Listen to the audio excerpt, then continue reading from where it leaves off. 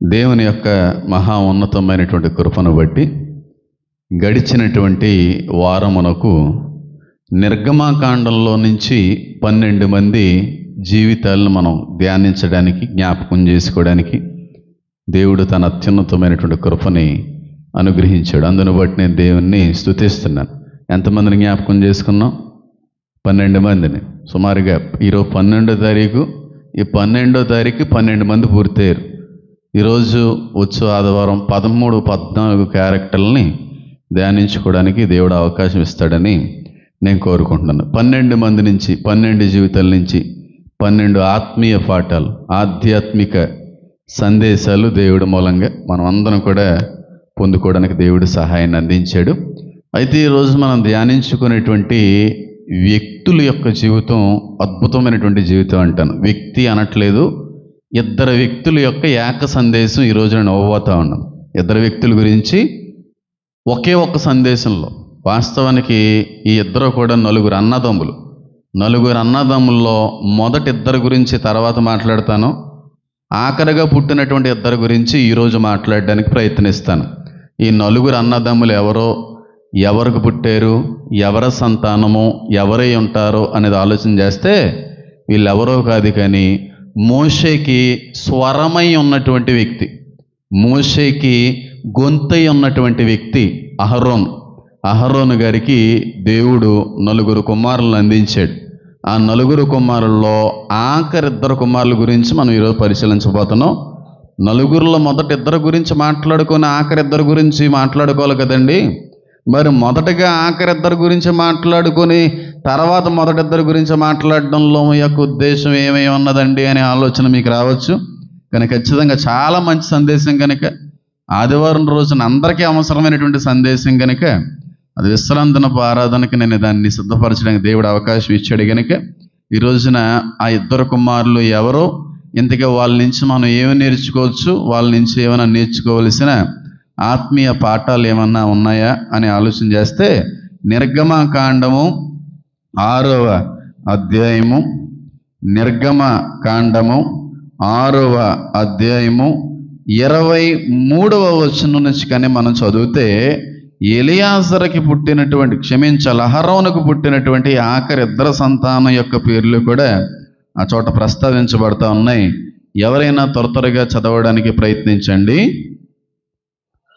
అహరోను అమీనాదాబు కుమార్తెయు నయస్సోను సహోదరియు ఎలీషెబను పెండ్లి చేసుకొనెను.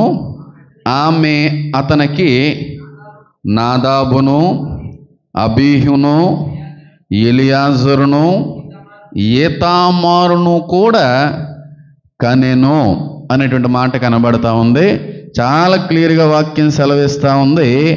అహరోనుకి 9 కుమారులు ఉన్నారో ఆ 9 కుమారుల యొక్క పేరు ప్రస్తావన అంతా కూడా ఆ చోట కనబడతా ఉంది. అబీహు, నాదాబు, ఎలియాజరు, ఈతామారు, ఈ 9 కూడా అహరోను గారి యొక్క కుమారులు. మరి మోషే గారికి పిల్లలు లేరా? ఉన్నారు. ఆయన గురు కూడా పిల్లలు ఉన్నారు.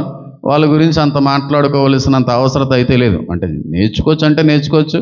దేవుడు నాకు ప్రేరేపించలేదు.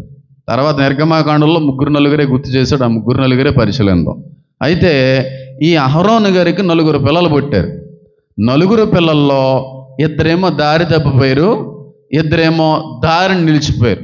చక్కగా ఉంటుంది వాళ్ళ జీవితం. 2 దారి తప్పిపోయిన వాళ్ళ జీవితం ఏమో నాశనం అయిపోయింది. దారి గుండా, సరైన మార్గం గుండా, దేవుడు పెట్టిన క్రమం గుండా, దేవుడు వేసినటువంటి బాట నుండి చక్కనైన రీతిలో నడిచినటువంటి వ్యక్తులు జీవితాలు మరొక విధంగా ఉన్నాయి. ఈ రోజున తప్పిపోయిన వారు ఎవరో, ఆయన బాటల్లో నడిచిన వారు ఎవరనంటే, తప్పిపోయిన వ్యక్తుల గురించి తర్వాత మాట్లాడుకుందాం. ఈ రోజున ఆయన బాటల్లో నడిచినటువంటి వ్యక్తులు మాత్రం ఈ 2. ఎవరు అంటే చెప్పండి? ఎలియాజరు, ఈతామారు. వీరిద్దరూ కూడా ఆఖరి కుమారులు. ఈ 2 దేవుని దగ్గర యాజకత్వాన్ని కూడా జరిగించారు. ఇశ్రాయేలుకి యాజకులుగా ఉన్నటువంటి వారు కూడా ఈ 2 నుంచి మొదలైంది. యాజకత్వం అనేది అహరోను నుంచి మొదలవుతే, అహరోను యొక్క బాధ్యతలు ఈ ఎలియాజరుకి, ఈతామారుకి దేవుడు అందించాడు. చాలా అద్భుతమైన రీతిలో వాళ్ళ యొక్క పరిచర్య జరిగించుకుంటూ వెళ్ళిపోయాడు. యాజకత్వం అంతా కూడా వీళ్ళ నుంచే విస్తరించబడింది. 7 తరాల వరకు కూడా ఈ కుటుంబం నుంచి వచ్చిన వాళ్ళే, ఈ వంశం నుంచి వచ్చిన వాళ్ళే ఇశ్రాయేలుకి యాజకులుగా పనిచేశారు, పాస్టర్లుగా పనిచేశారు. ఈ కుటుంబం నుంచి వచ్చిన 7 తరాలు. ఏలి అనేటువంటి ఒక యాజకుడు ఉన్నాడా? ఏలి ఎక్కడ కనబడతాడు మనకి? సమూయేలు గ్రంథంలో. ఆయన కూడా ఈ కుటుంబం నుంచి వచ్చినాడే. సొలొమోను దగ్గర జడక్ అనేటువంటి ఒక పాస్టర్ గారు అంటారు, ఆయన కూడా ఈ కుటుంబాల నుంచి వచ్చినాడే. ఇంచుమించుగా 7 తరాలని దేవుడు ఆ విధంగా వాడుకున్నాడు. నేను ఎప్పుడో కూడా మాట అంటానో, దేవుని పరిచర్లో, దేవుని పనిలో ఎవరైతే నీతిగా, నమ్మకంగా, న్యాయంగా పనిచేస్తారో వారినే కాదు, వారి వెనకాల వచ్చేటువంటి తరాలను కూడా దేవుడు వాడుకుంటాడు. నీతి లేకుండా, న్యాయం లేకుండా, నమ్మకత్వాన్ని కోల్పోయి దేవుడు పనిచేసేటువంటి వ్యక్తుల్ని చూడడం, వెనకటి తరాలను కూడా పట్టించుకోడు. అందుకే ఎప్పుడైనా సరే దేవుని కొరకు నియమింపబడినటువంటి ప్రతి వ్యక్తిలో కూడా ఉండవలసిన నీతి, న్యాయము, నమ్మకత్వము, ఈ మూడిటిని కూడా ధరించుకుని దేవుని పనుల్లో కొనసాగేటువంటి వ్యక్తుల్ని దేవుడు దీవిస్తాడు. వెనకాల కూడా వచ్చే తరాలను కూడా దేవుడు ఎంచుకుంటాడు. పారా సామ్యూయేలు గారు నీతిమంతుడి గనుకే, న్యాయవంతుడి గనుకే, నమ్మకస్తుడి గనుకే వెనకాల ఆ తరాల నుంచి దేవుడు ఎంచుకున్నాడు. ఆయనలో నీతి తప్పిపోయింది అనుకోండి, ఆయనలో నమ్మకత్వం లేదనుకోండి, ఆయనలో న్యాయం అనేటువంటిది ఏ కొసన్నా లేదనుకోండి, వీళ్ళలాగే వెనక వచ్చే తరాలు కూడా ఎడుతారు, బ్లడ్ కదా అని చెప్పి వద్దురు అని చెప్పి ఇంకొల్ని ఎంచుకుంటాడు. వేరేగా ఉంటాడు. సమూయేలు దగ్గర ఉన్న ఏలి మంచి సేవకుడిగా ఉన్నాడా? లేదు. అందుకే కొడుకుల్ని ఏం చేశాడు? పులి స్టాప్ పెట్టాడు. అంత సీన్ లేదు నీకు, నువ్వు ఎలాటోడవో నీ పిల్లలు అలాటాలి కాబట్టి నేను అసలు కూడా పిలుచుకోనని చెప్పి పక్కన పెట్టాడు. ఆ విధంగా ఉంటుంది. నీతి, న్యాయము, నమ్మకంగా ఎవరైతే దేవుడి కొరకు పనిచేస్తారో ఆ వ్యక్తుల్ని వచ్చే తరాలను కూడా దేవుడు దీవిస్తాడో అని అంటాను. ఇక్కడ అహరోను యొక్క 2 ఆఖరి కుమారులు ఉన్నారు చూడండి, ఏతామారు, ఎలియాజరు. చాలా నీతిమంతులు, చాలా నమ్మకస్తులు, చాలా న్యాయంగా తన పరిచయం జరిగించుకున్నటువంటి వ్యక్తులు. ఎందుకు అనంటే 2 అన్నయ్యలు ఏ తప్పు అయితే చేశారో ఆ తప్పు వీళ్ళు చేయలేదు. వాస్తవానికి మొదటగా పుట్టినటువంటి నాదాబు, అబీహుని దేవుడు లేపేస్తాడు. అహరోను గారి యొక్క జ్యేష్ఠ 2వ ద్వితీయ కుమారుణ్ణి దేవుడు చంపేస్తాడు. దేవుడే చంపుతాడు. కొన్ని రెప్ప పాటలు వాళ్ళని లేకుండా తీసి పాడేస్తాడు దేవుడు. కానీ ఈ 2 తమ్ముల్లో కూడా అలా జీవించరు. చాలా నమ్మకంగా పనిచేస్తారు. పాస్టర్ గారిగా, యాజకుడిగా చాలా నమ్మకమైనటువంటి మనస్తత్వంతో, లక్షణంతో పరిచయం కొనసాగించగలిగేటువంటి వ్యక్తులుగా ఉంటారు. ఈ రోజున యాజకుల్లో, పాస్టర్లో ఆ నీతి, న్యాయము, నమ్మకం అనేది ఉందంటారా? నాకైతే మరి ఎక్కడో కానీ కనబడలేదు. అందరూ కూడా అన్యాయస్తులే, అందరూ కూడా అవినీతి పరులే, అందరూ కూడా నమ్మక ద్రోహులే అనడానికి వీల్లేదు. కానీ అందరిలో కొందరు మాత్రం అవినీతి పరులుగానే సేవలో కొనసాగుతూ ఉన్నారు, నమ్మక ద్రోహులుగానే సేవలో కొనసాగుతూ ఉన్నారు. ఏ విధంగా కూడా నీతి అనేటువంటిది కూడా లేకుండానే పరిచర్య అనేటువంటిది కూడా జరిగించుకునేటువంటి వ్యక్తులు చాలామంది ఉన్నారు. దేవుడి కోసం పనిచేయాలి, దేవుడి కోసం నిలబడాలి, దేవుడి కోసం ఏమన్నా చెయ్యాలి అనుకునే వాళ్ళకంటే కూడా వాళ్ళ స్వార్థం కోసం దేవుడు పరిచర్ని అడ్డం పెట్టుకుని సుఖభోగాలు అనుభవించుకుంటూ గడించుకోవలసినటువంటి వాటిని అన్నిటినీ కూడా వెనకేసుకుంటూ దేవుడి పేరును మాత్రం చక్కగా ముందు పెట్టుకుని నడిపించేటువంటి పరిచర్లు, సంస్థలు కూడా ఉన్నాయి. వారిని కానీ వాళ్ళ వెనకాల వచ్చే తరాలను కానీ దేవుడు ఎన్నుకోడు, అందులో సందేహం లేదు. లేరా? న్యాయంగా, నీతిగా చేసే పరిచర్లు ఉన్నాయంటారా? ఎవడో సంఘంలో నుంచి ఎవరో వచ్చారనుకోండి, వచ్చేయండి అనేటువంటి వ్యక్తులే తప్ప ఆ సంఘంలోనే మీరు కట్టబడాలమ్మా, ఆ సంఘంలోనే మీరు నిలబడాలమ్మా, సంఘం దోచుకున్నటువంటి వ్యక్తిగా నేను ఉండకూడదమ్మా అని చెప్పే వ్యక్తుల కంటే కూడా సంఘాలను దోచుకోవాలని అనుకునేటువంటి సేవకులు చాలామంది ఉన్నారు. అవునా కదా? వాస్తవానికి ఏ చోట అయితే విత్తబడ్డావో ఆ చోట ఫలించాలి. ఆ చోట ఫలించిన తర్వాత ఆ కాపుకు నువ్వు సంతృప్తిని పోషించేటువంటి వ్యక్తిగా ఉండాలి. ఎవరైతే నీకు విత్తనం వేశారో ఆ విత్తనం ఫలించిన తర్వాత, పండు కాసిన తర్వాత ఆ విత్తనం వేసినటువంటి ఆ కాపు ధరను నువ్వు పోషించే వ్యక్తిగా ఉండాలి. ఆ సంఘాన్ని నేను ఆదరించే, లేదంటే సహకరించే, ప్రోత్సహించగలిగే వ్యక్తిగా ఉండాలి తప్ప విత్తనం వేసిందేమో ఒక చోటాన్ని లాగేసుకున్నాడు, ఇంకోటి వేసాడని చెప్పి ఇంకో సంఘాలకు వెళ్ళిపోతున్నారు, అలా లాగేసుకుంటున్నారు కూడా. అలాంటి దరిద్రులు ఉన్నారు. అలాంటి దరిద్రులు ఉన్నారు. అంటే దూరం అయిపోయి ఉద్యోగరీత్యా, వ్యాపార రీత్యా, వ్యవసాయ రీత్యా మరొక కారణాలను బట్టి ఊరు వదిలి వెళ్ళిపోయిన పరిస్థితుల్లో అది వేరే విషయం. కానీ కొంతమంది సేవకులు ఉంటారు దేవుని యొక్క పేరుని అడ్డు పెట్టుకుని, ఇదిగో అమ్మ మనం చర్చి కట్టేసాం అనుకో, మనం సంఘం పెట్టేసాం అనుకో, సంఘంలోకి ఎవరెవరు వస్తారు తెలుసా? ఈవిడ వస్తుంది ఆడొస్తాడు. ఎందుకంటే వీళ్ళందరూ మన మాట వినేవాళ్ళే కదా, మనం చెప్పినట్టుగా నడిచేవాళ్ళే కదా. కాబట్టి అన్నట్టుగా కొంతమంది యొక్క అనుభవాలు ఇంకా బాగా అర్థమయ్యేలా చెప్తాను చూడండి, ఎంత దరిద్రులు, ఎంత అవినీతి పరులు ఉంటారో. పారాసామ్యులు గారు బ్రతికుండగానే పొయ్యి పక్కన పొయ్యి పెట్టిన వాళ్ళు ఉన్నారు ఇక్కడ, కొంతమంది పాస్టర్లు, పేరు చెప్పండి. తాతయ్య గారు ఎప్పుడో మాట అనేవారు, ఆల్రెడీ ఒక పొయ్యి ఉన్నప్పుడు మరొక పొయ్యి ఎందుకు? ఒక పొయ్యి ఉన్నప్పుడు పక్కన ఇంకో పొయ్యి అట్టకూడదు అనేవారు. దాని అర్థం చాలా ఉంది, చాలా పెద్ద అర్థం ఉంది. నేను అర్థం చేసుకోవడం చాలా సమయం పడింది ఆయన యొక్క చిన్న మాటలో. ఒక పొయ్యి ఉన్నప్పుడు ఇంకో పొయ్యి పక్కన అడ్డమేటయ్యా అన్నా సరే, ఆయన బ్రతుకుండగానే, ఆయన పరిచయం చేస్తుండగానే పక్కనే చాలామంది పొయ్యిలు పెట్టారు. ఆయన ఏం ఫీల్ అవ్వలేదు, ఆయన ఏం బాధపడలేదు. ఓన్లీ ఎక్కడైతే ఎవరైతే ఏంటి వాక్యం ఎత్తాలి, అనేక మంది దేవుని వైపుగా నడిపించగలిగే పరిచయలు ఉంటే సంతోషం అని చెప్పి వదిలేశారు. కానీ ఆ పొయ్యి పక్కన పొయ్యిలు పెట్టిన వాళ్ళు కొంతమంది ఉన్నారు, వాళ్ళు అలా వదిలేయలేదు. పారాసామ్యులు గారు చనిపోయిన తర్వాత ఈ సంఘస్థులందరూ కూడా మా సంఘాలకే వచ్చేస్తారని చెప్పి ఎదురు చూసిన నక్కలు కూడా ఉన్నారంట. మీకు తెలియదేమో, పారాసామ్యులు గారు చచ్చిపోయిన తర్వాత ఇంకా ఆ కుటుంబంలో నుంచి యాజకుడు రాడు, ఇంకా కుటుంబంలో ఇంకా సేవ అనేది జరగదు, ఇంకా పరిచర్య ఆగిపోద్ది, ఆ సంఘస్థులు ఖచ్చితంగా మన సంఘాలకు వచ్చేస్తారని చెప్పి ఎదురు చూసిన గుంటనక్కలు చాలామంది ఉన్నారు. వాళ్ళ నమ్మకస్తులా? వాళ్ళ అవినీతి పరులు కాదంటారా? వాళ్ళు వర్ధిల్లుతారా? ఖచ్చితంగా వర్ధిల్లరు. అందుకే వారిని అలాగ ఎవరైతే అనుకున్నారో వారిని వీధులకు మాత్రమే పరిమితం చేశాడు, కొంత మాత్రమే పరిమితం చేశాడు. కానీ ఎవరి కుటుంబం నుంచి అయితే రారనుకున్నాడో ఆ కుటుంబం నుంచి వచ్చిన వ్యక్తిని మాత్రం ప్రపంచానికి పరిచయం చేశాడు దేవుడు. వాళ్ళేమో వీధులకే పరిమితం, కానీ రారు అనుకున్నటువంటి వ్యక్తిని మాత్రం ప్రపంచానికి పరిచయం చేశాడు. అంటే వాళ్ళలో ఉన్నదేటి ఈయనలో లేనిదేటంటే, వాళ్ళలో ఉన్న అవినీతి ఈయనలో లేదు, ఈయనలో ఉన్న నమ్మకం ఆయనలో లేదు. అది పరిస్థితి. సేవకి, దేవుని పనికి చాలా నీతి ఉండాలి, చాలా నమ్మకం ఉండాలి, చాలా న్యాయంగా జరిగించాలి. అంతేకాని స్వార్థ ప్రయోజనాల కొరకు, స్వలాభిపేక్షతో ఇది వచ్చేస్తుంది, అది వచ్చేస్తుంది అంటే, అందుకే దేవుడు నిలబెట్టుతున్నాడు ఇప్పుడు ఒక వ్యక్తిని ఇండియాలో. ఎవరిని? మోడీని. తెక్క కుదిరి చేస్తున్నాడు భాషలకి అందరికీ. ఫౌండేషన్లు పైనుంచి వచ్చేస్తున్నాయి, అక్కడి నుంచి వచ్చేస్తున్నాయి, ఇక శుభ్రంగా మింగేసేవారు. ఇప్పుడు అన్నీ కటింగే. పాస్టర్ గారికి అన్నీ చెప్పాను కదా, మనం ఒకసారి చెప్పాను, 2019లోనే 20లో చెప్పాను, చాలా పద్ధతులు రాబోతున్నాయి అని చెప్పి. యాంటీ కన్వర్షన్ బిల్ ఖచ్చితంగా వచ్చేస్తుంది. అది డౌటు లేకుండా ఎవరు ఏం చేసినా సరే. రాహుల్ గాంధీ మొదటి రోజు అరిసినట్టుగా రెండో రోజు అల్లలేదు పార్లమెంట్లో, అంత సీన్ లేదు, నువ్వు ఎక్కడ ఉండాలి అక్కడ ఉండాలని చెప్పి తొక్కిపడేశాడు. పాస్టర్లకి, దేవుని సేవకులకి బీజేపీ ప్రభుత్వం పెట్టే ఆంక్షలు వర్ణాతీతం, కానీ చాలా మంచిదే. ఎందుకంటే దొంగ సేవకులందరూ ఫిల్టర్ అయిపోతారు.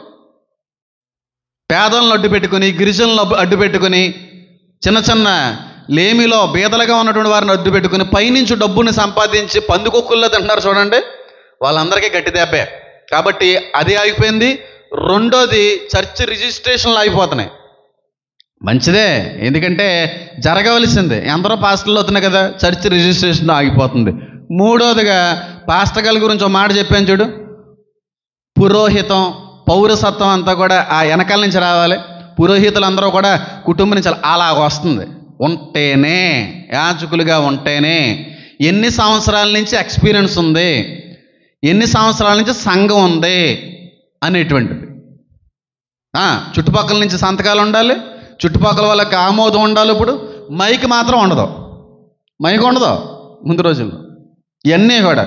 అంతేగాని నేను పాస్టర్ అయిపోయానండి, నేను పాస్టర్ అవుదాం అనుకున్నాను, చర్చి కడతానంటే అంత సీన్ లేదు. ఇప్పుడు లైసెన్స్ అవ్వడం ఆమోదం అంతకంటే లేదు. ఎన్ని సంవత్సరాల నుంచి ఎంతకే అక్కడ పరిచర్య జరుగుతుంది, ఎంతమంది సంఘస్థులు ఉన్నారో, వెనకాల వాళ్ళు ఎవరన్నా సేవ చేశారా, లేకపోతే నువ్వేమన్నా ఏ బైబిల్ కాలేజీలన్నా ఏమన్నా అయ్యావా, నీకేమన్నా ఉన్నాయా, అన్నీ అందుకే మా అమ్మగారు ఎవరి దగ్గర అయితే సిద్ధపరిచారు అన్నీ సిద్ధపరిచి ఉంచింది మహాతల్లి. ఆ రోజున అందే కరోనా వచ్చి ఆగిపోయింది, కానీ రావాల్సింది మాత్రం చేతికి వచ్చేసింది. దేవుని కృపను బట్టి రావాల్సిన పత్రం చక్కగా వచ్చి పడింది. దేవుని ఏర్పాటు, దేవుడు సిద్ధపడ్డది. కాబట్టి ఈ విషయంలో సేవకులకి దెబ్బే. ఎందుకంటే నమ్మకమైన సేవకుల్ని దేవుడు ఆదుకుంటాడు, నిలబెడతారు. కానీ ఇలాగ నీతి తప్పిపోయి, న్యాయం తప్పుపోయి, నమ్మకాన్ని ప్రక్కన పెట్టేసి డబ్బుల కోసం ఇంకో దానికోసం ఎలియాజరు లేదంటే ఇత్తామారు అనేటువంటి వారు పరిచర్య చేయలేదు. అన్నగారు చేసినటువంటి తప్పులు మళ్ళీ చేయడానికి కూడా ఇష్టపడలేదు. అయితే ఈ అహరోను గారి యొక్క ఆఖరి ఇద్దరు కుమారుల గురించి మనం ఏమన్నా నేర్చుకోవచ్చా? వాళ్ళ జీవితాన్ని నుంచి నేర్చుకోవలసిన ఏమన్నా ఉన్నాయంటే, ఎలియాజరు గురించి మాట్లాడడం మొదలు పెడితేనే నెల సరిపోదు. ఎలియాజరు గురించి మాట్లాడడం అనేటువంటి ప్రస్తావన కానీ ఈరోజు నేను తీసుకొస్తే నెల రోజులు టైం పడుతుంది. అంత అద్భుతమైనటువంటి జీవితం, అన్ని విషయాలు నేర్చుకోవచ్చు. ఈతామారు గురించి కూడా మాట్లాడుకోవచ్చు. కానీ అంత లోతైన పరిశీలనలు అయితే ఉండవు. కానీ ఆ ఇద్దరు ఆఖరి కుమారుల నుంచి నేర్చుకోవలసిన విషయాలు ఏంటి అనేటువంటిది మాత్రం ఒకటి రెండు విషయాల్లో ఈరోజు నేను ముందుకు వెళ్ళడానికి ప్రయత్నం అయితే చేస్తాను. అయితే వీళ్ళలో ఉన్నటువంటి మంచి లక్షణం ఏంటంటే, వీళ్ళలో నేను గ్రహించినటువంటి గొప్ప విషయం ఏంటంటే, అన్నయ్యలు చేసిన తప్పుని తమ్ముళ్ళు చేయడానికి ఇష్టపడలేదు. అన్నయ్యలు ఏ తప్పు అయితే చేశారో, ఏ విధంగా అయితే నష్టపోయారో, ఏ కారణాన్ని బట్టి అయితే దేవుడు వారిని తొక్కేశాడో, ఏ కారణాన్ని బట్టి దేవుని నుంచి వాళ్ళ దూరం అయిపోయారో, ఏ కారణాన్ని బట్టి దేవునికి అవిధేయులైపోయారో, ఏ కారణాన్ని బట్టి వాళ్ళ జీవితాలను వారే నాశనం చేసుకున్నారో, అది గ్రహించినటువంటి ఇద్దరు తమ్ముళ్ళు అన్నగారులు చేసిన తప్పు చేయలేదు. అన్నగారులు చాలా పెద్ద తప్పు చేశారు, చాలా దారుణమైన తప్పు చేశారు. ఆదివారం ఉంటుంది, అద్భుతంగా ఉంటుంది, నేత్రాలు బాగా తెరవబడతాయి. అంత అద్భుతమైన సందేశం. అయితే అన్నగారులు తప్పిపోయారు, అన్నగారు అవిధేయత చూపారు, అన్నగారు దేవునికి ఇష్టం లేని పని చేసిన కారణాన్ని బట్టి వాళ్ళు నష్టపోయారు. ఇది చూసిన ఇద్దరు తమ్ముళ్ళని అన్నగారుల్లో జీవించడానికి ఇష్టపడలేదు, అన్నగారుల్లో బ్రతకడానికి ఇష్టపడలేదు. అమ్మో, మా అన్నగారులు ఈ పని చేయబట్టే కదా ఈ రోజున వాళ్ళ జీవితం నాశనం అయిపోయింది, మా అన్నగారుల యొక్క నష్టానికి కారణం ఇదే కదా, మా అన్నగారులు ఏ విషయంలో అయితే తప్పారో పొరపాటును కూడా మేము ఆ విషయంలో తప్పిపోకూడదని నమ్మకంగా యథార్థంగా చివరి వరకు కూడా తన పరిచయం కొనసాగించుకుంటూ వెళ్ళిన గొప్ప సేవకులు, గొప్ప యాజకులు ఎలియాజరు, ఈతామారు. ఇంత గొప్ప యాజకులను కూడా మోషే తిడతాడు. ఒక్కసారి తిడతాడు, ఒకే ఒక్కసారి. ఎందుకంటే మేకను తినకుండా పూర్తిగా బూడిద చేసిన కారణాన్ని బట్టి తిట్టేస్తాడు. ఆ ఒక్క విషయంలోనే మళ్ళీ తప్పు చేయలేదు. ఇంకా అయ్యో తప్పు అయిపోయింది అని వెంటనే ఒప్పుకుంటారు, దేవుడికి క్షమిస్తాడు, మోషే కూడా ప్రక్కన పెడతాడు. వెంటనే వాళ్ళని దేవుడు మళ్ళీ నిలబెట్టుకుని వాడుకుంటాడు. అంతే తప్ప ఇంకా వాళ్ళలో చెడు అనేటువంటిది ఏమీ లేదు. ఇంతకీ అన్నగారులు తప్పులు చేసి ఏం తప్పు చేశారంటే ఆదివారం మాట్లాడదాం.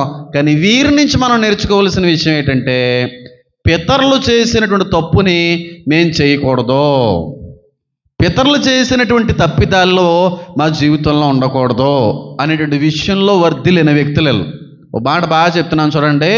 చాలాసార్లు దేవుడు మన జీవితాల్లో, మన కుటుంబాల్లో, మన బంధువుల్లో, మన సంఘస్థుల్లో కూడా కొంతమందిని అపవాదికి అప్పచెప్తూ ఉంటాడు.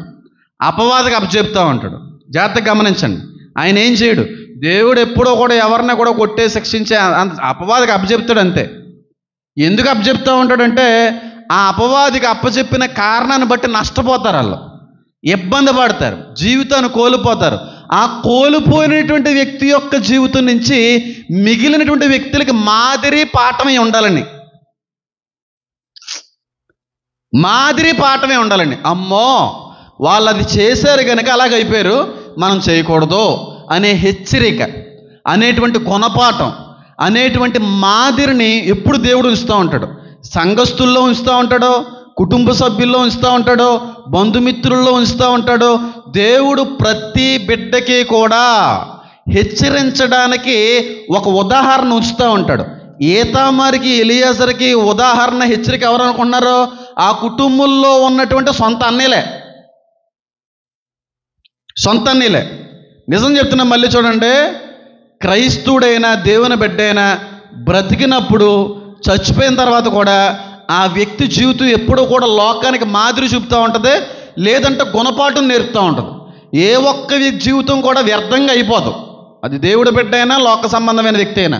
అయితే మంచి నేర్చుకోవడానికి మాదిరైన ఒక వ్యక్తి జీవితం నేర్పుతూ ఉంటుంది, లేదంటే వాడి నుంచి హెచ్చరిక అయినా సరే ఒక వ్యక్తి యొక్క జీవితం నేర్పుతూ ఉంటుంది. ఇక్కడ అన్నగారులు హెచ్చరికై ఉన్నారు, ఇద్దరు తమ్ములకి కూడా, ఇద్దరికీ కూడా గద్దించేటువంటి సాక్ష్యంగా ఉన్నది. అంత ఇబ్బందికరమైన పరిస్థితుల్లో అన్నగారులు చేశారు.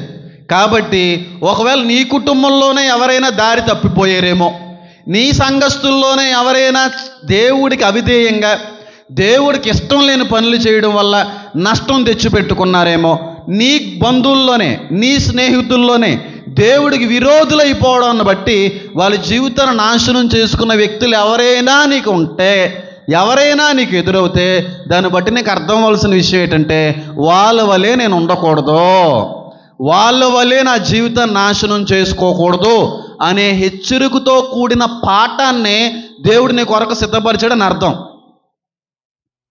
అది అర్థం. అంతేగాని ఈ మన కుటుంబాల్లో మన ఫ్యామిలీల్లో ఎంతమంది దారి తప్పిపోయినా సరే, అలా అయిపోయాడండి, ఇలా అయిపోయాడండి, చేతులారా జీవితాన్ని పాడు చేసుకున్నాడండి, చేతులారా జీవితాన్ని పాడు చేసుకుందండి, ఎంతో చెప్పు చూసామండి అని అనడం కాదు, వాళ్ళ నుంచి పాఠం నేర్చుకోవడానికి. అపవాదికి అప్పచెప్తూ ఉంటాడు కొన్నిసార్లు, దేవుడు నష్టపరుస్తూ ఉంటాడు, జీవితాలు నాశనం కూడా అయిపోతూ ఉంటాయి. ఆ వ్యక్తిని అలా వదిలేసి ఏదో అయిపోయిందిలే అంతేలే ఆడ కర్మ అనకూడదు. వాడి నుంచి నీకు హెచ్చరిక దేవుడు అక్కడ నియమించడని అర్థం, ఏర్పరచడని అర్థం. ఎలియాజరుకి ఏతామరికిని ఇద్దరు అన్నయ్యలో కూడా హెచ్చరిక ఉన్నారు. అప్పుడు ఆ తమ్ముళ్ళు అనుకుని ఉంటారు, అయ్యి బాబోయ్ మా అన్నయ్య గారు చేసిన మళ్ళీ చేస్తామా, తెలిసి అలాంటి తప్పులు మళ్ళీ మేము చేస్తామా?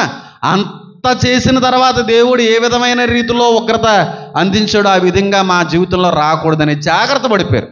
జాగ్రత్త పడేటువంటి వ్యక్తి ఎప్పుడో కూడా జ్ఞానవంతుడు. అశ్రద్ధగా వెళ్ళేటువంటి వ్యక్తులందరూ కూడా అజ్ఞానులు అంటాను. ఇంకా బాగా అర్థంలో చెప్పి ముందుకు వెళ్తాను చూడండి. ఇప్పుడు ఎవరో మన అన్నయ్య వర్షం హోరుని పడిపోతూ ఉంది, వీధులన్నీ కూడా నిండిపోయినాయి. ఇంట్లో వాళ్ళందరూ కూడా చెప్పారు, రే బయటికి వెళ్ళకండ్రా, ఆ వీధుల్లో మ్యాన్వల్స్ అన్నీ కూడా ఓపెన్ అయిపోయి ఉంటాయి, నీరు వెళ్ళిపోవడానికి ఏ చోట ఏ గుంట ఉందో మీకు తెలియదు కనుక వెళ్ళొద్దు అని అన్నారు. అయితే ఆ అన్నయ్య వెళ్ళి చూసేవాళ్ళే, నేను చాలా పెద్దన్నా, చాలా వయసు ఉంది, అంత చూసి వచ్చిన నేను జ్ఞానవంతుని, నాది ఇది అని చెప్పి బయటికి వెళ్ళి ఆ మేనవాళ్ళలో కూరుకుపోయి చచ్చిపోయాడు. అన్నగారు తల్లిదండ్రుల మాట కాదని చెప్పి వెళ్ళి మేనవాళ్ళలో మునిగి చచ్చిపోయాడు. ఇప్పుడు తమ్ముళ్ళు ఉన్నాడు కదా, తమ్ముడో లేదా కొడుకో, జీవితంలో ఎప్పుడైనా వర్షం వచ్చినప్పుడు బయటికి వెళ్తారా? వెళ్ళగలవా? ఏం గుర్తు వస్తుంది? ఏం గుర్తు రావాలి? అన్నయ్య గారి యొక్క నాశనం గుర్తు రావాలి. ఎవరైతే వెళ్ళొద్దు అని చెప్పి వెళ్ళి మునిగి చచ్చాడో ఆ వ్యక్తి జీవితం, ఆ వ్యక్తి యొక్క మరణం మిగిలిన వారికి ఏమై ఉంది? హెచ్చరికే ఉంది, కాషనే ఉంది. అవునా కదా? జాగ్రత్త చూపించేటువంటి ఒక సాక్ష్యంగా నిలిచిపోయింది. ఇక్కడ సేమ్ అదే. ఒకవేళ నీ జీవితంలో కూడా ఇలా దారి తప్పిపోయిన వాళ్ళు ఎవరైనా ఉంటే, దేవునికి ఇష్టం లేని పనులు చేసినటువంటి వ్యక్తులు ఎవరైనా ఉంటే, దేవుడికి అవిధేయంగా నడుచుట వల్ల వాళ్ళ జీవితాలను నాశనం చేసుకున్న వ్యక్తులు నీ కుటుంబంలోనే కావచ్చు, నీ బంధుమిత్రుల్లోనే కావచ్చు, చివరికి నీ సంఘస్థుల్లోనే కావచ్చు, ఎవరైనా నీకు కనబడితే నీవు తెలుసుకోవలసిన, గ్రహించవలసిన విషయం ఏంటంటే, వారి వలె నేను ఉండకూడదు, వాళ్ళు చేసిన తప్పుని ఏం చేయకూడదు, పొరపాటును కూడా చేయకూడదు. అది జ్ఞానవంతుడు చేసే పని. వీళ్ళిద్దరు జ్ఞానవంతులు ఉన్నావు ఈ రోజున. దేవుడు కొంతమందిని హెచ్చరికగా నీ ముందు ఉంచినప్పటికీ కూడా, దేవుడు జాగ్రత్త సుమి, ఆ వ్యక్తి చేసిన తప్పును బట్టి జీవితం ఏ విధంగా అయితే నాశనం అయిపోయిందో ఆ విధంగానే నీ జీవితం కూడా నాశనం అయిపోద్ది, ఆ వ్యక్తి చేసిన తప్పును చెయ్యొద్దు అనేటువంటి హెచ్చరిక దేవుడు నీ జీవితం ముందు ఉంచినప్పటికీ కూడా, జాగ్రత్తను నీ ముందు ఉంచినప్పటికీ కూడా, చాలాసార్లు ఆ సాక్ష్యాన్ని, ఆ మాదిరిని వదిలి వారు చేసిన తప్పులే, పితరులు చేసిన తప్పులే, ఇంట్లో పెద్దవాళ్ళు చేసిన తప్పులే పిల్లలుగా ఉన్నటువంటి చాలామంది చేస్తున్న పక్షాన దేవుడు కొడతాడు దేవుడు.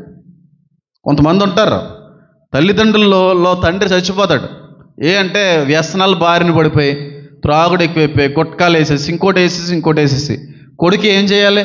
అయ్యి బాబాయ్ మా నాన్నగారు త్రాగుడు వల్ల చనిపోయాడు, మా నాన్నగారి యొక్క వ్యసనాలే మా నాన్నగారి యొక్క జీవితాన్ని పాడు చేసేసినాయి, మా నాన్నగారు కానీ ఆ రోజు నీ వ్యసనాలను కానీ వదిలిపెట్టి ఉండుంటే ఎంత ఆరోగ్యంగా ఉందును, ఎంత శ్రేష్టమైన రీతిలో జీవితాలు ఈ రోజున ఉందును అనేటువంటి రీతిలో ఉండాలి తప్ప, తండ్రి గారు త్రాగుడు వల్ల చచ్చిపోయాడనే విషయాన్ని తెలుసు కూడా పిల్లలుగా ఉన్నటువంటి వ్యక్తులు ఆ వ్యసనంలోకి వెళ్తున్నారంటే వాళ్ళని ఏమనాలి?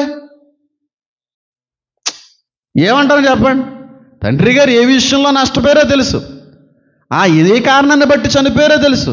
అలాంటి పరిస్థితుల్లో నేను ఉండకూడదు అనేటువంటి జాగ్రత్తను ఉండాలి. అలాంటి జాగ్రత్తను కలిగి ఉండాలి. అన్నగారు ఏదో తప్పు చేశారు, తెలిసి తెలియనటువంటి ఆ పరిస్థితులను బట్టి కొన్ని తప్పులు చేసుకొని వచ్చారు, జీవితం ఆగిపోయింది. తమ్ముడిగా నువ్వు ఏం చేయాలి? అమ్మ బాబాయ్, మా అన్నగారు లాంటి పని మాత్రం నేను చేయడానికి వీలేదు. ఆడి జీవితం పాడైపోయినట్టుగా నా జీవితం ఏం చేయకూడదు, పాడు చేసుకోకూడదు అన్నట్టుగా ఉండాలి. కానీ ఆడి జీవితం ఎలాగా పాడైపోయింది కదా, మా బాబుగాడి జీవితం ఎలాగా పాడైపోయింది కదా, ఇంక నాకు అదే వచ్చినట్టుంది. అది కాదు. ఇద్దరినే లేపేసింది ఇద్దరినే బాగు చేయడానికి. ఆ ఇద్దరిని లేపిందే సరైన మార్గంలో ఇద్దరు కుర్రోళ్ళని కూడా నడిపించడానికి దేవుడు. అలాగే నడిచారు. ఈరోజు లోకంలోకైనా మనం చూస్తే ఎవరి జీవితాలు ఏ కారణాలు బట్టి అయితే నష్టపోయాయో అది తెలుసు కూడా ఆ కుటుంబానికి సంబంధించిన ఆ బంధువులకు సంబంధించిన వాళ్ళే, వాళ్ళకి దగ్గర సమీపస్తులే తెలిసి అదే తప్పు చేస్తుంటారు. తెలిసి ఆ కారణం తెలుసు, చచ్చిపోవడానికి కారణం తెలుసు, కుటుంబం పరుగు పోవడానికి కారణం తెలుసు, మళ్ళీ అదే తప్పు చేస్తూ ఉంటారు. మళ్ళీ అదే తప్పు నెత్తి మీద వేసుకుంటూ ఉంటారు. మళ్ళీ అదే వ్యసనంలో మళ్ళీ కొనసాగేటువంటి వ్యక్తుల జీవితం నాశనం అవదంటారా? నాశనం అవదు చెప్పండి. ఈరోజు నా కుటుంబంలో కూడా ఒక వ్యక్తి కొన్ని అలవాట్లను బట్టి జీవితాన్ని నాశనం చేసుకున్న వ్యక్తి ఉన్నాడు. ఆ కారణాన్ని బట్టి నేనేం చేయాలి? జాగ్రత్తగా ఉండాలి. ఇంట్లో వాళ్ళు చెప్పారు, ఆ వ్యక్తి చెప్పారు, మా వలే మా జీవితాలు పాడు చేసుకోకండి, నేను పాడు చేసుకున్నట్టుగా నువ్వు జీవితాన్ని పాడు చేసుకోకూడదు అని చెప్పే స్థితిలో ఆ వ్యక్తి ఉన్నప్పుడు నేర్చుకునే స్థితిలో నేను ఉండాలి. కానీ నేర్చుకోలేదు. నేను వాళ్ళకంటే 100 రెట్లు ఎక్కువ చదివాను, వాళ్ళకంటే 100 రెట్లు ఎక్కువ చేసినట్టు చేసుకొచ్చాను. దేవుడు ఎక్కడ తొక్కాలో అక్కడ తొక్కాడు. ఆయన కృప ఉంది కాబట్టి, ఏర్పాటు ఉంది కాబట్టి ఎత్తబడ్డాం. కానీ లేకపోతే మామూలుగా బ్రతికి బయటపడే వ్యక్తిని అయితే కాదు నేను. నా జీవితం అదైతే కాదు. హెచ్చరిక ఉన్నప్పుడు జాగ్రత్త ఉండాలి. తల్లిగారు చేశారు, దరిద్రగొట్టు పని ఏదో చేసుకొచ్చింది. ఆ దరిద్రగొట్టు పని చేయడం వల్ల నష్టపోయింది, ఇబ్బంది పడింది. ఆ పని కూతురుగా నువ్వు చేయకూడదు. మా తల్లి పనికిమాల పని బట్టే కదా, ఆ పాపపు పని బట్టే కదా ఈ రోజును కుటుంబం అంతా కూడా శాపం వెంబడిస్తూ ఉంది, కుటుంబం అంతా కూడా నష్టపోయింది. నా తల్లిదండ్రుల యొక్క పరువు పోవడానికి కారణం ఇదే కదా. కాబట్టి కుమార్తెగా వాళ్ళు చేసింది నేను చేయకూడదు, అలాంటి దరిద్రులుగా నేను ఉండకూడదు, అలాంటి చెడ్డ పేరు నేను తెచ్చుకోకూడదు అనే రీతిలో ఉండాలి తప్ప ఒక మాదిరిని, ఒక సాక్ష్యాన్ని, ఒక హెచ్చరికని దేవుడు ఉంచి, ఇదిగోరా బాబు రే నీ ఇంట్లో నీ వెనకాల ఇలా చేశారు, ఇలా చేయడం బట్టి ఈరోజు ఇలాంటి సమస్య వచ్చింది, ఇలాంటి నష్టం వచ్చింది అనేటువంటి ఒక ఫోటోని ముందెట్టినప్పటికీ కూడా తెలిసి చేతనం అంటే వాళ్ళని ఏమనాలి? అది పరిస్థితి. ఏతామారు ఎలియాజరు పొరపాటును చేయలేదు. అన్నగారులు ఏ విషయంలో అయితే తప్పిపోయారో ఆ విషయంలో అస్సలు పడిపోవడానికి ఇష్టపడలేదు. ఉంటారు కొంతమంది, సంఘాల్లోనూ ఉంటారు, కుటుంబాల్లో ఉంటారు, బంధువుల్లో ఉంటారు, ఇరుగు పొరుగు వాళ్ళలో మిత్రుల్లో కూడా ఉంటారు. అంతమంది ఉన్నప్పటికీ కూడా వాళ్ళ వలె జీవించేటువంటి వ్యక్తులు కూడా కొంతమంది ఉంటారు. ఉండరా చెప్పండి? తల్లిదండ్రుల నుంచి కొన్ని నేర్చుకోకుండానే ఉంటాయి కూతుర్లుగా, తండ్రి నుంచి కొన్ని నేర్చుకోకూడనటువంటివి ఉంటాయి కొడుకులుగా. కానీ తల్లి తండ్రి ఎన్ని ఆకులు అయితే చదివారో వీళ్ళకంటే 100 ఆకులు ఎక్కువ చదువుతారు వెనకాల పిల్లలు. అమ్మో మా తల్లి స్వభావం మంచిది కాదు, మా నాన్నగారి యొక్క అలవాటు మంచిది కాదు, ఆవిడ యొక్క అనుభవం మంచిది కాదు, ఆవిడ యొక్క మనసాక్షి మంచిది కాదు, ఆవిడ యొక్క వ్యక్తిత్వం మంచిది కాదు. ఈరోజు జీవితం నాశనం అయిపోవడంలో కారణం ఆ స్వభావమే, ఆ అలవాటే, ఆ లక్షణమే, ఆ వ్యక్తిత్వమే ఈ రోజున కుటుంబాన్ని నాశనం చేసింది అనే విషయాన్ని గుర్తు ఎరిగిన కొడుకువి, గుర్తు ఎరిగిన కూతురివి అయితే తల్లి అయినా తండ్రి అయినా వాళ్ళలో ఏ చెడున్నా ఆ చెడు చేయడానికి ఇష్టపడం. అంతేగాని తల్లేమో 3 ఆకులు చదువుతుంది, కూతురేమో 100 ఆకులు చదువుతుంది. తండ్రి గారేమో రోజుకు 2 నిప్పులు వేసేవాడు, కొడుకు 10 వేస్తాడు. కొడుకు 10 ఉంటారు. అలా ఉండరా? అంటుంటారు కదండి పెద్దల సామెతలు, తల్లి కంటే ఏదో ఎక్కువ ఏదో వేసుకోవచ్చు ఏదంటారు, 7 ఆకులు ఎక్కువ చదివావా? అది తెలీదా నీకు? ఎదుటి వ్యక్తిలో ఉన్నటువంటి లోపాలను నీకు తెలిసేటువంటి జ్ఞానం దేవుడు ఇవ్వలేదా? ఎదుటి వ్యక్తిలో కనబడేటువంటి తప్పులు ఎలాంటివై ఉన్నాయో నువ్వు చూడగలిగేటువంటి, గ్రహించగలిగేటువంటి మేధస్సుని దేవుడు ఇవ్వలేదా నీకు? ఆ వ్యక్తి తప్పు చేసిందా లేదా, ఆ వ్యక్తి లక్షణం సరైందా కాదా, ఆ వ్యక్తి యొక్క స్వభావం మంచిదా కాదా అనేటువంటి గ్రహింపులో ఉండేటువంటి వ్యక్తి అయి ఉండి కూడా తల్లికి తండ్రికి 100 ఆకులు ఎక్కువ చదువుతుంటారు పిల్లలు. అవునా కదండి? తల్లిగారు అత్తగారిని సరిగ్గా అన్నం పెట్టదు, అత్తగారిని సరిగ్గా చూడదు. కూతురికి అయ్యే వస్తాయి. కూతురికి అత్తగారికి అన్నం పెట్టేది కాదు, అసలు గుమ్మలోకే రానదు. అంటే 10 ఆకులు ఎక్కువ చదివినట్టే కదా, 10 ఆకులు ఎక్కువ నేర్చుకున్నట్టే కదా. ఆ రీతిలో ఉండకూడదు.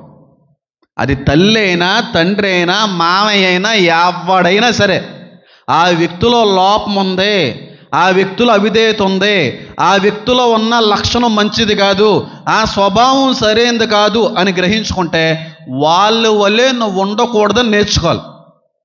వాళ్ళ వల్లే నీ జీవితం నాశనం చేసుకోకూడదని జాగ్రత్త పడాలి. అంతేగాని తెలిసి అదే స్వభావంలో, అదే లక్షణంలో, అదే వ్యక్తిత్వంలో నువ్వు కొనసాగితే వాళ్ళకంటే ఘోరంగా నష్టపోతావు. ఘోరంగా నష్టపోతావు, అందులో సందేహమే లేదు. నేను చాలా మందిని చూశాను. తండ్రికి 100 ఆకులు ఎక్కువ చదివిన వాళ్ళు ఉంటారు కొంతమంది. తండ్రి కంటే దారుణం. తండ్రి గారు అయితే భార్య గారిని తాగినప్పే కొడతా ఉంటాడు, కానీ కొడుకు అలా కాదు. ఆ తాగనప్పుడు కూడా బాధేస్తుంటాడు ఈ పిల్లల్ని. అయ్యో, నా నాన్నగారు నా తల్లి గారిని ఎంత కొట్టేవాడు, ఎంత హింసించేవాడు, ఎంత ఇబ్బంది పెట్టేవాడు, నా తల్లి ఎంత ఏడ్చేది, ఈరోజు నా భార్య కూడా అదే విధంగా ఏడవడానికి వీలు లేదు అనే జాగ్రత్త కలిగి ఉండాలి తప్ప తండ్రిలాగే చేసుకుని వస్తున్నావు అంటే ఏం చేయాలండి? సేమ్ కొంతమంది పడిపోతాయి. శాడిజం అంతా వచ్చేది కొడుకులకి.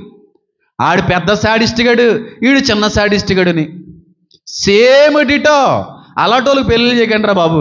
పెళ్లి చేసుకున్నందుకు బాధపడుతున్నానండి, ఇలాంటోని పెళ్లి చేసుకున్న సుఖపడలేదండి, ఇలాంటి వ్యక్తిని పెళ్లి చేసుకోవడాన్ని బట్టి నా జీవితంలో ఏ సంతోషం లేదండి, పెద్ద దరిద్రుడండి, పెద్ద సైకో అండి, పెద్ద శాడిస్ట్ అండి అని చెప్పి నీ భర్తను బట్టి ఒక భార్యగా నువ్వు బాధపడితే, అవే లక్షణాలు కానీ నీ కొడుకులో కూడా కనబడితే నీ కొడుకు మాత్రం పెళ్లి చేయకు. ఏ భర్తను బట్టి అయితే ఏడుతున్నావో, ఏ భర్త లాంటి లక్షణాలు అయితే నీ కొడుకులో ఉన్నాయని అనుకుంటున్నావో అలాంటి వ్యక్తికి పెళ్లి చేయకు. వచ్చిన వ్యక్తి నష్టపోద్ది, వచ్చిన వ్యక్తి ఏడుస్తుంది.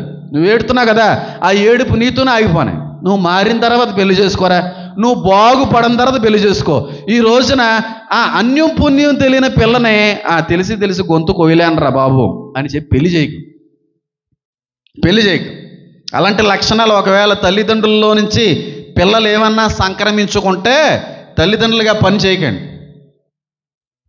చేయకండి.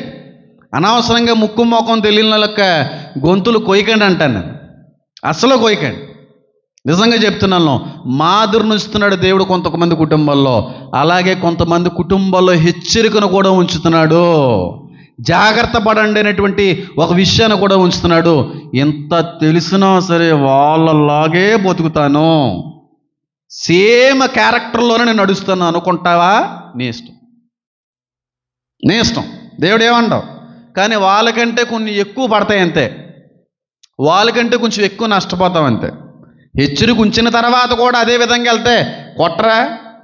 బీ కేర్ఫుల్, కాషన్, అటెన్షన్ అని చెప్పి బోర్డులు కనబడుతుంటాయి బయట. కరెంట్ పాస్ అవుతోంది ముట్టుకోకండి అని చెప్పి, ఈ కంచె దాటి వెళ్ళకండి, ఈ స్థలం పలానా వాళ్ళకి సంబంధించింది అని ఇంత పెద్ద ఫెన్సింగ్ వేసినా సరే అది చూసి కూడా ఆ ఫెన్సింగ్లోకి వెళ్ళామనుకో ఏం చేస్తారు చెప్పండి? ముద్దెట్టుకుంటారా? మంచి పని చేశారు రా నాన్న, నువ్వు చెప్పిన భోజనం చేసి వెళ్తే కానీ అంటారా? ఒరే కనబడలేదట నీకు, ఆ బోర్డు కనబడలేదా, ఫెన్సింగ్ కనబడలేదా, దిక్కుమాలాడు అని చెప్పి కొట్టకూడదు అనుకున్న వ్యక్తి సైతం చెదగొడేస్తాడు. దేవుడు అలా కొడతాడు. హెచ్చరిక నీ జీవితంలో ఉంచాడా, నీ కుటుంబంలో ఉంచాడా, నీ సంఘంలో ఎవరినైనా ఉంచాడా, వాళ్ళ కారణాలను బట్టి, వాళ్ళ యొక్క అవిధేయతను బట్టి ఏ విషయంలో అయినా వాళ్ళు నష్టపోయారా ఆ విషయం నువ్వు చేయకు. అంతేగాని సేమ్ డిటో తండ్రి వచ్చేస్తుంటాయి. జాగ్రత్త పడాలండి ఆ విషయాల్లో. కూతుళ్ళుగా, కుమార్తెలుగా ఒకవేళ చెడ్డ లక్షణాలు ఏమన్నా, జీవితాన్ని నాశనం చేసిన అనుభవాలు ఏమన్నా నీ తల్లిదండ్రులు ఉంటే వాటిని ఏ విధంగా కూడా సంక్రమించుకోకూడదు. Same ditto.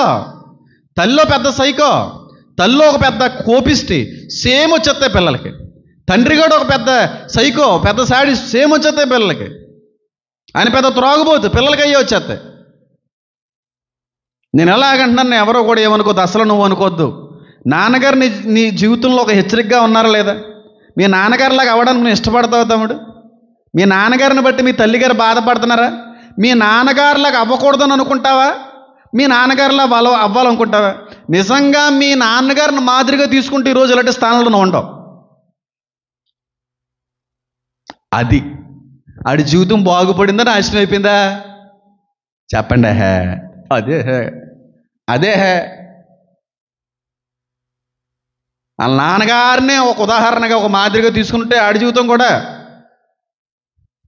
మా నాన్నలా ఉండకూడదు, మా నాన్నలా బతకూడదు, నా కుటుంబాన్ని ఎత్తుకునే వ్యక్తిలా నేను ఉండాలి.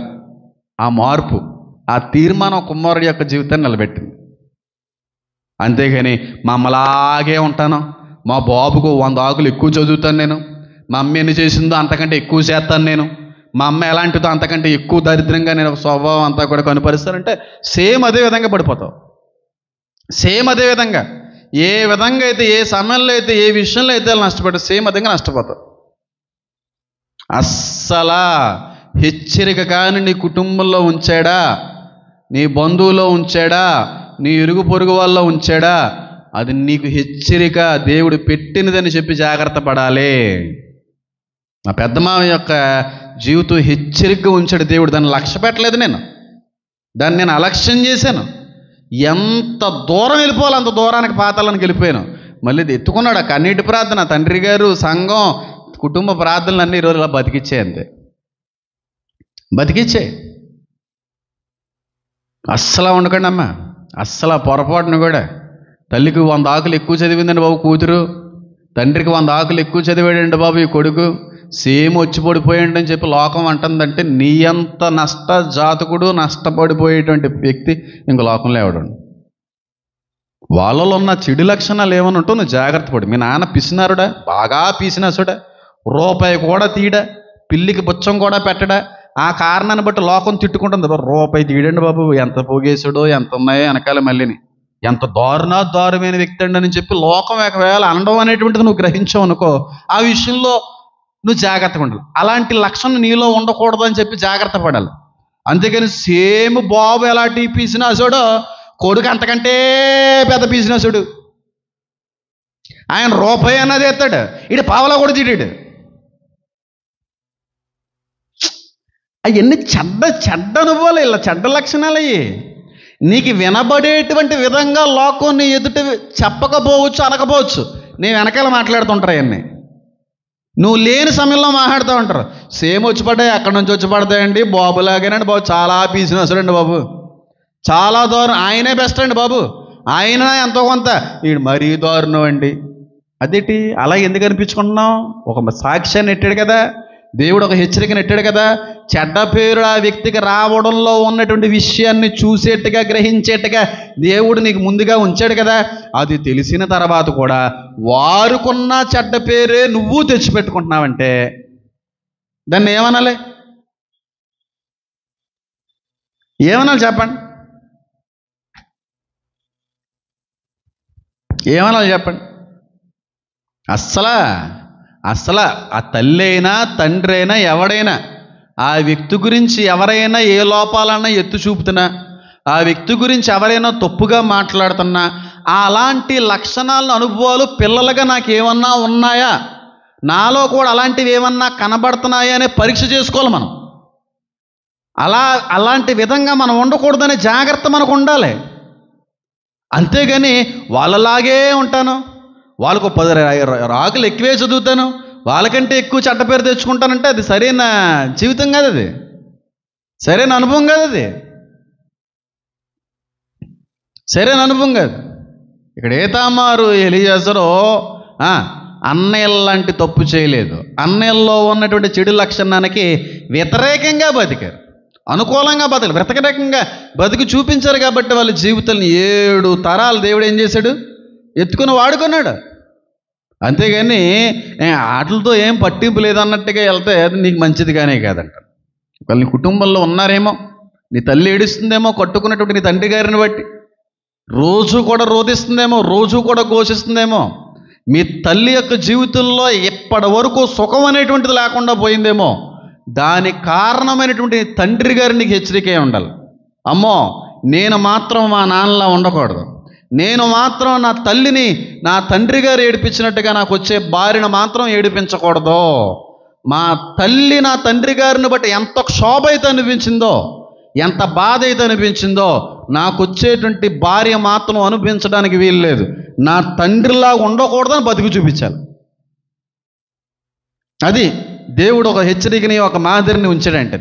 అంతేగాని సేమ్ అలాగే ఉంటాను, మా నాన్నగారు మా అమ్మగారిని కొట్టేవారు కానీ నేనైతే ఏకంగా ఉరేసేస్తాను, పీకిలు తీసేస్తానంటే ఎవడేం చేస్తాడు కదండి?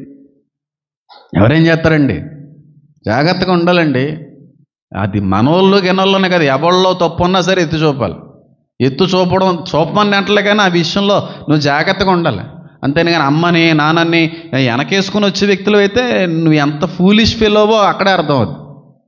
డైరెక్ట్గా ఖండించాలి. ఒకవేళ మా అమ్మగారులో ఏదన్నా నాకు నచ్చనది, అది నిజానికి సరైనది కాదనుకోండి, డైరెక్ట్గా మాట్లాడుతాను. బాగాలేదు నీ పద్ధతి.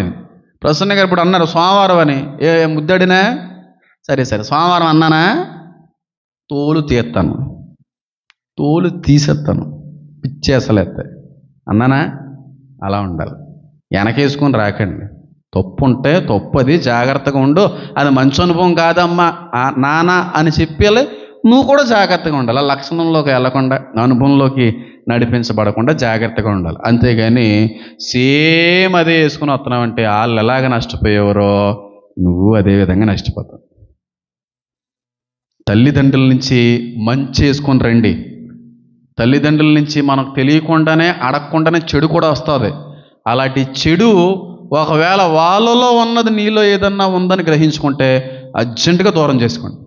నీ స్వభావాన్ని మార్చుకోండి, నీ వ్యక్తిత్వాన్ని మార్చుకోండి. అంతేగాని అలాగే ఉంటానంటే మాత్రం జీవితం ఏమైపోద్ది? నాశనం అయిపోద్దండి. ఎంత చక్కగా జీవించారు ఇద్దరికిద్దరు, ఎలియాజరు ఈతామారు, ఎంత అద్భుతమైనటువంటి సాక్ష్యాన్ని సంపాదించుకున్నారో. భయం వేసింది వాళ్ళకి. అమ్మో, మా అన్నగారులా మేము ఉండకూడదు. మా అన్నగారులు చూసేవా రోజు ఎలాంటి పని చేశారు? ఆ పని చేయడాన్ని బట్టే కదా ఆ కుటుంబంలో ఉన్న ఇద్దరు కూడా అలా నష్టపోయారు, నశించిపోయారు. పొరపాటును కూడా చేయకూడదు. జీవితంలో మళ్ళీ ఆ తప్పు ఎప్పుడు చేయలేదు. తమ్ముళ్ళుగా మళ్ళీ ఎప్పుడు చేయలేదు తప్పుని. పేరైతే నేను చెప్పడానికి ఇష్టపడలే, కానీ ఒక వ్యక్తి ఉన్నారు. ఆ వ్యక్తి చాలా భయంకరమైన రీతిలో హఠాన్ మరణం పొందుకున్నాడు. ఆ వ్యక్తి చాలామందికి తెలిసే ఉండొచ్చు. ఆ వ్యక్తి చాలా తప్పులు చేశాడు. ఆ వ్యక్తి చాలా నేరాలు ఘోరాలు చేశాడు. అందరి నోట్లోనూ ఉండడమే. ఒక్క నోట్లో కూడా మంచోడు అనే మాటను కానీ, మంచోడు అనే సాక్ష్యాన్ని కానీ ఆయన సంపాదించుకోలేదు. అందరినీ కొట్టడం, అందరినీ తిట్టడం, అందరినీ ఇబ్బంది పెట్టడం అనేది ఆయన జీవితంలో ఒక భాగంగా కొనసాగిపోయింది. ఒక సమయం వచ్చింది, ఎంత అలవాటుడైనా సరే ఒక వయసుకు వచ్చిన తర్వాత లొంగాలి కదా. లొంగకుండా అప్పుడులాగే ఉందామంటే కుదురుతుందా? ఎవడ నడువైనా వంగు తీరుతుంది, ఎవడ మోకాళ్ళైనా వంగి తీరుతాయి. అందులో సందేహం లేదు. ఎప్పుడు అలా ఉండిపోతావా? ఓ టైం వస్తుంది. ఆ టైం వచ్చినప్పుడు అన్నీ తెలుసుకున్న తర్వాత కూడా ఏం ఉండదు. అయితే ఆ వ్యక్తి వయసు వచ్చింది, నీరసించిపోయిన తర్వాత నేను నేర్చుకున్న విషయం, ఒక రోజున ఎప్పుడులాగే పంట పొలాలకు వెళ్ళి పని చేసుకుంటున్నాడంట. ఎప్పుడులాగే పని చేసుకున్నాడు, ఎప్పుడులాగే ప్రయాసపడుతున్నాడు. ఆ పని నిమిత్తం వెళ్ళిపోయాడు. ఆ వ్యక్తి మీదకి పిడుగొచ్చి పడిపోయింది, చచ్చిపోయాడు. వెంటనే డైరెక్ట్గా నెత్తి మీద ఒకటి పడిందేమో, పక్కనకి ఎక్కన ఏమన్నా పడినా ఇబ్బంది. ఏది పడిన వెంటనే కుప్పకూలిపోయాడు, వెంటనే చచ్చిపోయాడు, మసి అయిపోయాడు. అది నేను విన్నాను కదా. అది విన్న తర్వాత జీవితంలో వర్షం అవుతున్నప్పుడు, ఉరువులు ఉరుతుంటాయి కదా, బయటికి వెళ్ళను నేను. ఎందుకు? హెచ్చరిక. అది ఎందుకు వచ్చిందిరా బాబు, అక్కడ కాలిపోయినట్టుగా నాణ్యత మీద పడింది అనుకో, ఎక్కడ రా బాబు ఇబ్బంది పడాలంటే. అలా జాగ్రత్త పడాలి తప్ప నష్టపోయాడనేటువంటి విషయాన్ని గ్రహించిన నీవు అలాంటి నష్టానికి గల కారణాలు నాలో ఉండకూడదనేటువంటి విషయంలో నువ్వు జాగ్రత్త పడాలి తప్ప సేమ్ అదే విధంగా వెళ్ళావు అనుకో ఇబ్బంది పడతావు లేదా? ఎవరో తెలుసు కదా, ఉరుము మీద పడి చనిపోయిన వాళ్ళు ఎవరో తెలుసు కదా, తెలుసు మీ అందరికీ. అంటే దేవుడు రాశాడు, ఇంకా తప్పదనుకోండి, జాగ్రత్త. అదొక హెచ్చరిక. పెద్దలు చెప్తూ ఉంటారు, ఉరుముతున్నప్పుడు అది నీ గడప మీద కాలు ఎట్టకూడదు, బయటికి వెళ్ళకూడదు. ఉత్తనే ఏం చెప్పలే కదా, అల్లో ఉన్న విషయమే. కాబట్టి ఆ విషయం ఒక సాక్ష్యాన్ని, ఒక హెచ్చరిక నుంచింది. అమ్మో, పెద్దోళ్ళు చెప్పారు కానీ స్వయంగా నేను చూశాను, స్వయంగా విషయాన్ని అనుభవించాను, కాబట్టి జాగ్రత్త పడ్డాను. వెళ్ళకూడదన్నమాట. పెద్దోళ్ళు చెప్పిన మాట నిజమే, చాలా జాగ్రత్తగా ఉండాలి అనే విషయంలో మనం వెళ్ళాం అనుకో, మన జీవితాలు చాలా బాగుంటాయి. అంతేకాని పెద్దోళ్ళాటి పీసినేస్తనమే, పెద్దోళ్ళాటి స్వభావమే, పెద్దోళ్ళాటి మూర్ఖత్వమే, పెద్దోళ్ళాంటి అవిధేయతే, పెద్దోళ్ళాంటి శాడిజమే, పెద్దోళ్ళాంటి సైకోయిజమే అన్ని పెద్దోళ్ళు చేసుకుని వచ్చావనుకో, వాళ్ళు ఏ విధంగా నష్టపోయారో నువ్వు అలాగే నష్టపోతావు. మంచిని నేర్చుకోండి, లోకంలో నుంచి ఇప్పుడు మంచిని నేర్చుకోండి. కుటుంబంలో ఎక్కడో ఒక చోట మంచి అనేటువంటి వ్యక్తి ఉంటాడు, మంచి అనే లక్షణంతో బ్రతికిన వారు ఎవరో ఉండే ఉంటారు. అలాంటి మంచిని నేర్చుకో. అలాంటి విషయాల్ని జీర్ణించుకోవడానికి, నీ జీవితంలో ఆపాదించుకోవడానికి ప్రయత్నించే. ఏ కుటుంబంలో మంచిగా బతుకున్న వాళ్ళు ఎవరు ఉండరండి? ఒక కుటుంబంలో కూడా ఉండరా? ఎంత దరిద్ర కొట్టు కుటుంబం అయినా ఎవడో ఒకడు మంచిగా ఉంటాడు. ఫ్యామిలీ అన్న తర్వాత ఆ మంచి నేర్చుకో, నువ్వు ఆ విలువైన పాఠాలు నేర్చుకో, ఆ లక్షణాల్లో అవలంబించుకొని జీవించడానికి ప్రయత్నించే. ఒకవేళ తండ్రిలో మంచితనం ఏదైనా గ్రహించావా? తండ్రి గారిలో మంచి అనుభవం ఏదైనా గ్రహించావా? ఆయనలో తప్పు ఉన్నప్పటికీ ఒక విషయంలో చాలా మంచిగా కనబడ్డాడు. ఆ విషయాన్ని నువ్వు పొందుకోవాలి. ఆ విషయంలో నువ్వు జాగ్రత్తగా అలవాటు చేసుకోవడానికి ప్రయత్నించాలి. చెడ్డ విషయాలను కాదు నేర్చుకోవాల్సింది, మంచి విషయాలు నేర్చుకోండి. జీవితాన్ని బాగుపడతాయి. అంతేగాని సేమ్ అయ్యి వేసుకుని వచ్చేస్తే సేమ్ డిటో, తలరాతలు ఎవడో మార్చలేడటండి. సేమ్ డిటో, ఇంక 1% ఎక్కువ తక్కువ లేకుండా బతుకుతే సేమ్ వచ్చి పడిపోతుంది నీ మీదకి. అది నిజం. జీవితంలో సుఖశాంతులు ఏ విధంగా ఉండవో ఆ విధంగా నీకు వచ్చి పడతాయి. ఎలియాజరు, ఏతామారు యొక్క జీవితం మనకు నేర్పే పాఠం ఒక్కటే: పూర్వీకులు పెద్దవారు చేసిన తప్పు నేను చేయకూడదు, నా ఇంటి వారు చేసినటువంటి తప్పు, నా ఇంటి వారు నష్టపోవడానికి గల కారణమైన తప్పు నేను జరిగించకూడదు అనే విషయంలో వెళ్ళాం అనుకోండి, చాలా బాగుంటాం. కాదు కూడదు అన్నాం అనుకోండి, ఇబ్బంది పడతాం. అది విషయం. కళ్ళు మూసుకోండి, ప్రార్థన చేసుకుందాం. నా